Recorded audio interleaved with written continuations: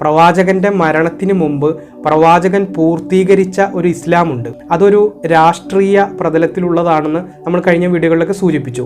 ആ ഒരു രാഷ്ട്രീയം നിറഞ്ഞ ഒരു ഭരണത്തിന് കീഴിൽ ഇസ്ലാം എന്ന ആശയത്തെ, ആദർശത്തെ, ലാ ഇലാഹ ഇല്ലല്ലാഹ് മുഹമ്മദ് റസൂലുള്ളാഹ് എന്ന കലിമത്തു തൗഹീദിന്റെ അടിത്തറയിൽ നിന്നുകൊണ്ട് എങ്ങനെ ലോകാവസാനം വരെയുള്ള മനുഷ്യർക്ക് ഒരു മാതൃകയാകുന്ന രൂപത്തിൽ അത് പ്രാക്ടിക്കൽ ലൈഫിൽ നമുക്ക് കാണിച്ചു തന്നു എന്നതിൻ്റെ ഏറ്റവും ഉത്കൃഷ്ടമായ ഉദാഹരണം ചരിത്ര ഗ്രന്ഥങ്ങളിൽ നിന്ന് നമുക്ക് കിട്ടുക ഈ പറയപ്പെട്ട 4 ഖലീഫമാരുടെ ഭരണത്തിൽ നിന്നാണ്.